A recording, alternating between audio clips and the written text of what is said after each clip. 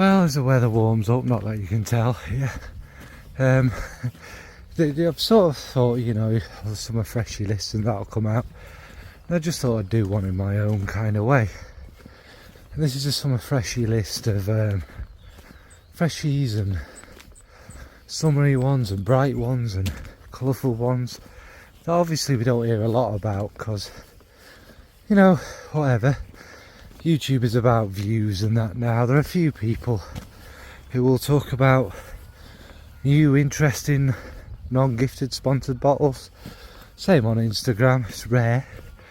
But some of these brands are absolutely fantastic. And they deserve a bit of attention, don't they really?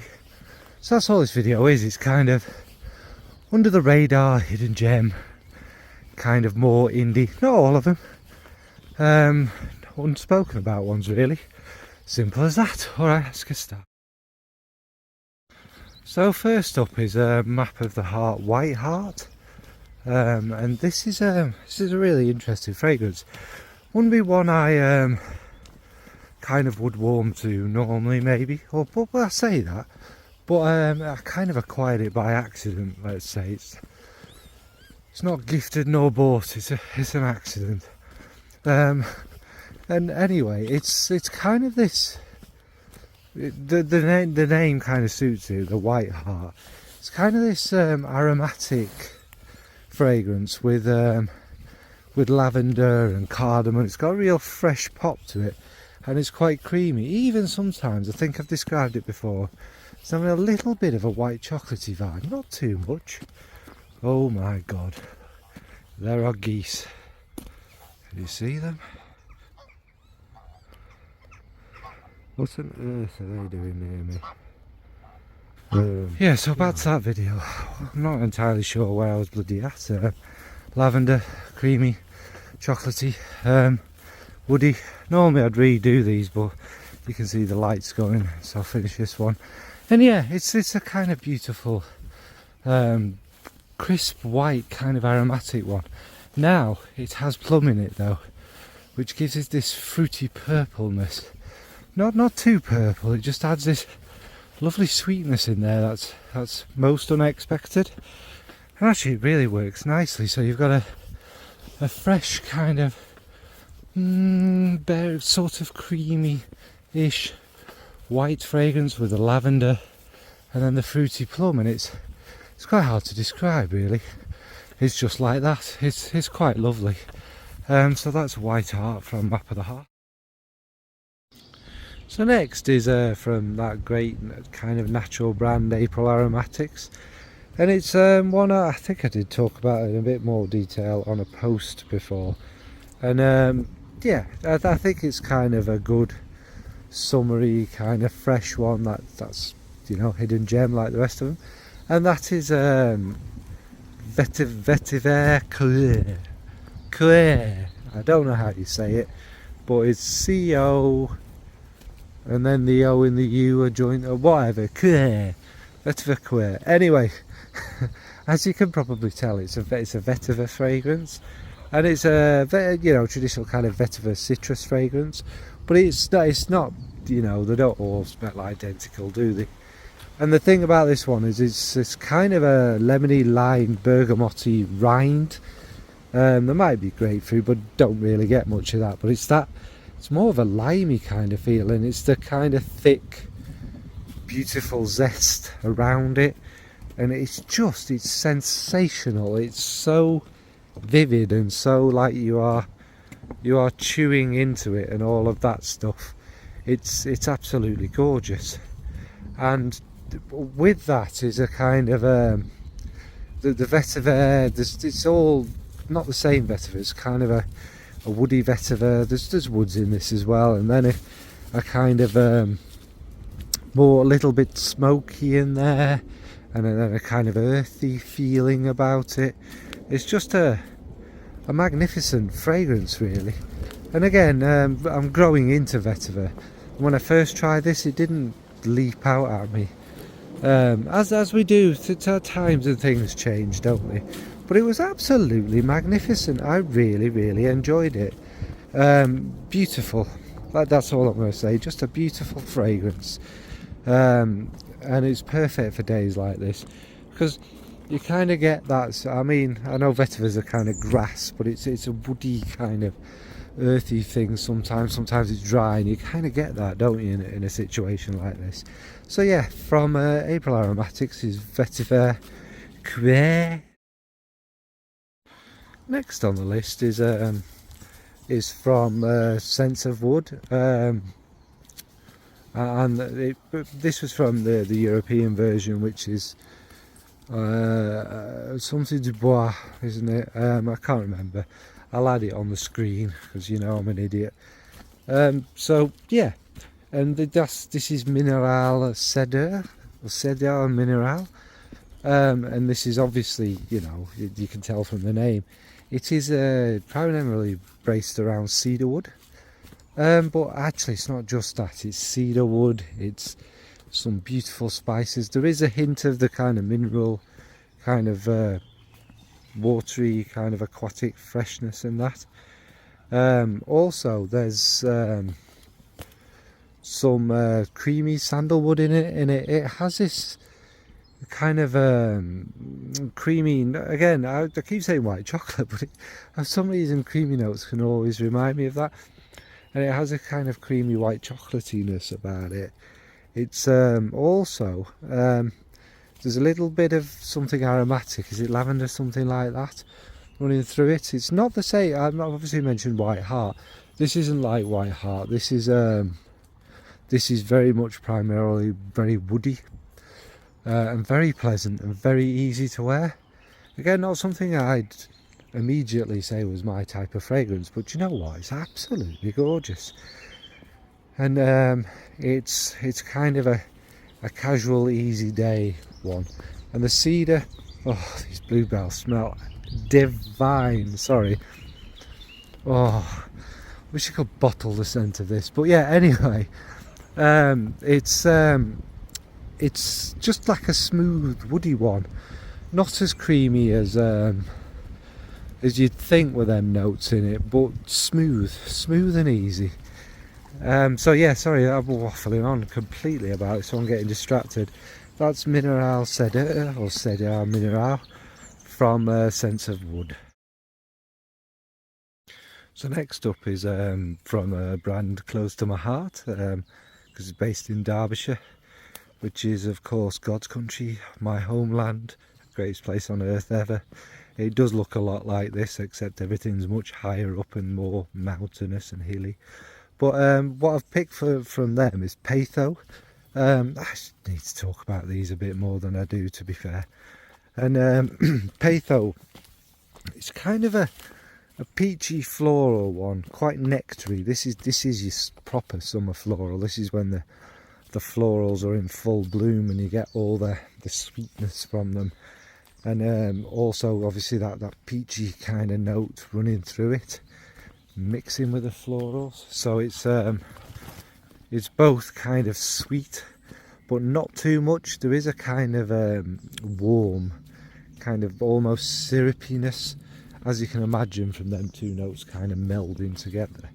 But it just creates something that just smells of summer. I mean, I don't think I've ever seen a peach tree, but I imagine, especially with a peach blossom and all the stuff beforehand, it just smells magical. And it's got little bits of greenness in there. There's obviously a muskiness, and there is a nice kind of ambery base there, whether that's woods or some sort of, yeah, ambery notes, if you like.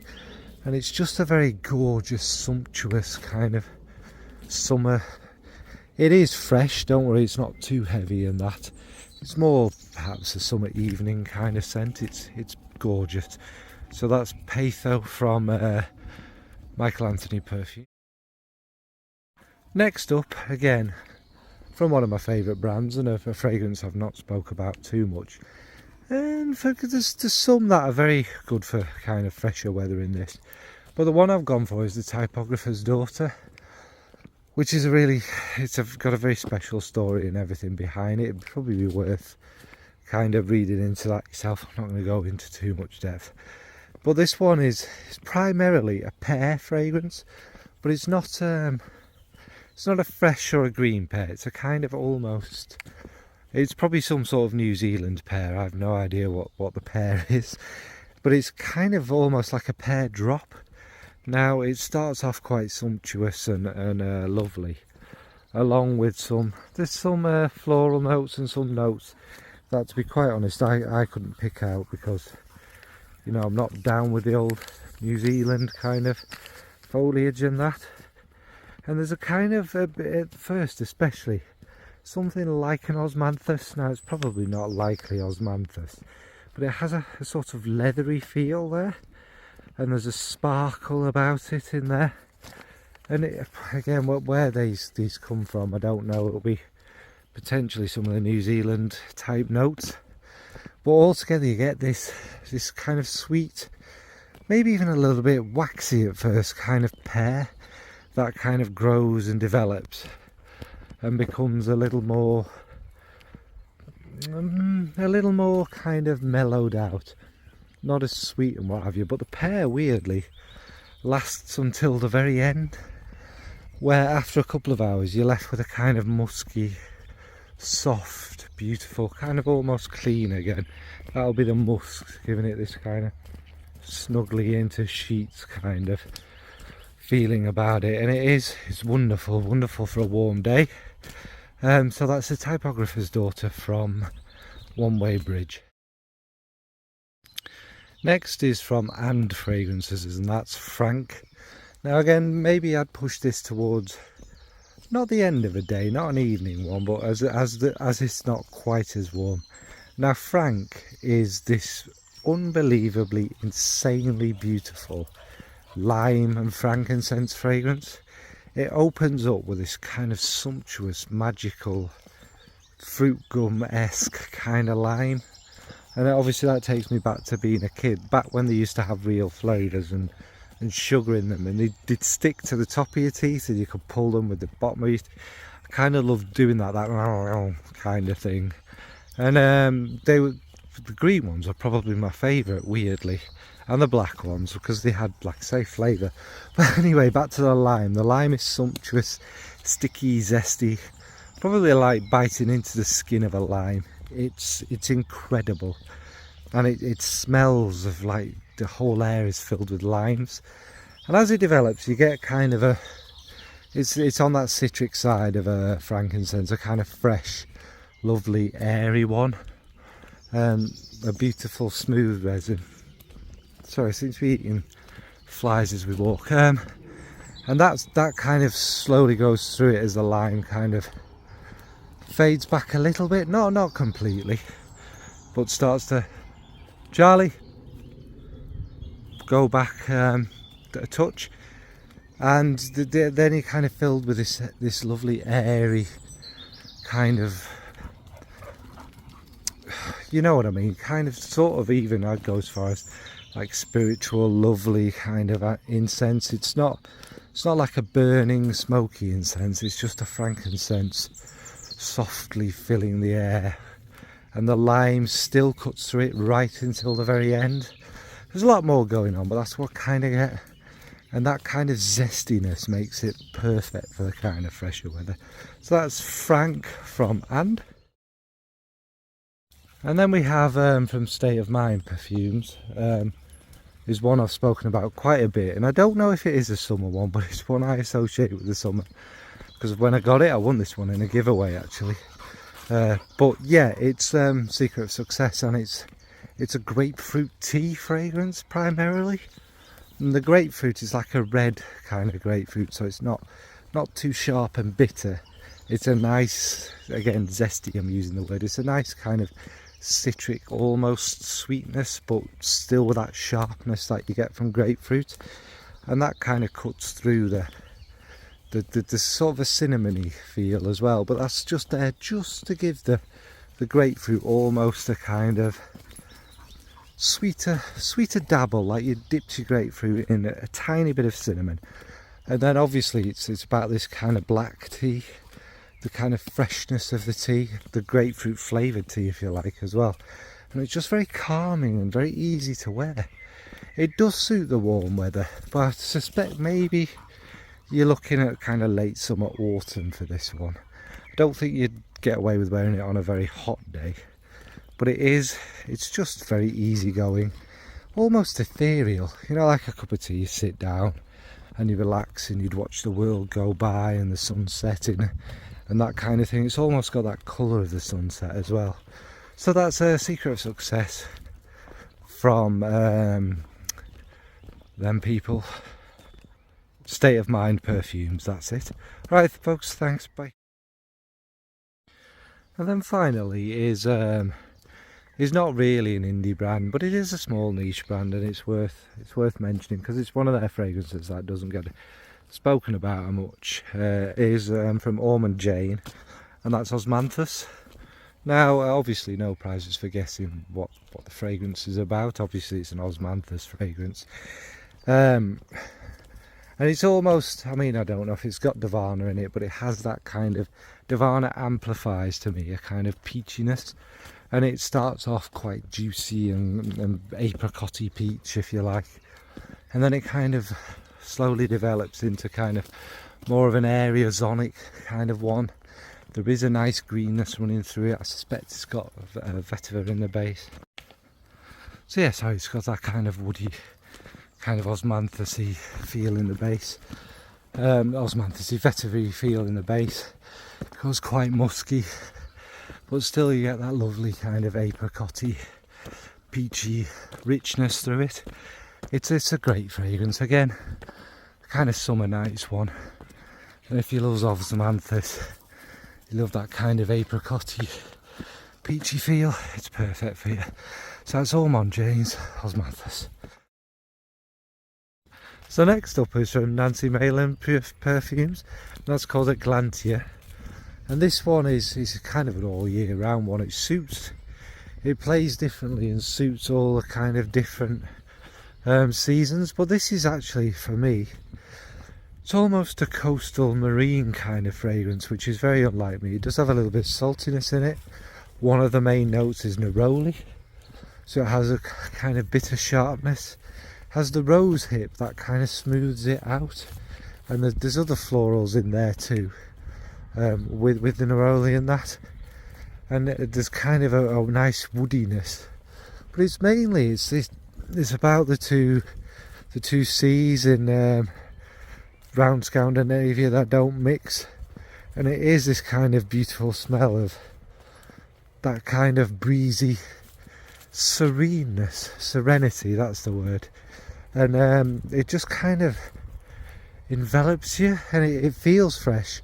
It's one of them that at first is so unusual. It's something you've never smelt before, but the more and more you can't stop sniffing it, the more and more you wear it, it's great. And it's got this, for me, it's kind of this fresh, a little bit aquatic, a little bit sharp, a little bit sweet, a little bit warm, a little bit cold and refreshing, and all these kind of different weird contrasted notes come together to create something really brilliant. And when it's hot, really quite refreshing. Also, like I say, it works when it's quite chilly as well.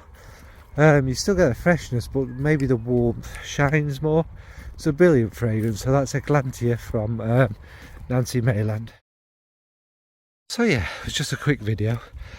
Yeah, why the hell I've walked up there and found these prickly bushes again, I have no idea. Anyway, yeah, it's just sort of, I like to do these videos occasionally. I mean, quite obviously, I don't do stuff for views and all that kind of jazz.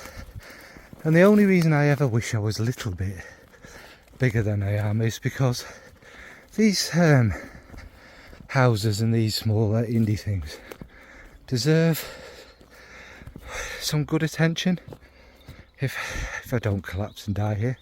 But no, they deserve a bit more love and a bit more affection, and my reach is kind of small, and hopefully bigger influencers get slightly influenced by my weird tastes and these houses, because they are very underrated. Like Tanya and Elise particularly are two of the best perfumers I've ever come across ever really. The quality and the creativity and the sheer beauty in these fragrances are better than any niche brand I've ever come across. And I truly, sincerely mean that, actually. And that's the reason I love when they have new releases and discovering things from them, because they are fantastic. Anyway, that's me waffling on, but yeah, we should appreciate and try more. Now I understand that Johnny Normo and Betty average person, they're not gonna want to take the risk and smell these things. They want to just buy money and smell good. But I think if these were more readily available, more spoken about, then they'd grow. Anyway, this is not a lecture about indie fragrances. We know what they are. And also the other thing is obviously influencers supporting them. And by supporting them is not nagging them and pushing them and forcing them to send you free bottles, because that's kind of coming directly out of their pocket. They are small brands. Anyway, enough that ranting. What about you? What's a kind of under the radar hidden gem kind of freshy for this kind of, I mean, you can't tell, but it's sweltering, for this kind of warmer summer kind of weather? Any favourites in the list? Have you tried any of them? Yeah, shout out some great indie houses, why not? And hopefully I'll go buy some samples from them and sniff them out, because it's where the creativity, it's where the interest is now in the fragrance world, isn't it? Alright folks, this has been very waffly. Thanks for watching. And yeah, it's been over several days, hasn't it, as you can tell, because of weather and such like. Well, thanks folks, bye.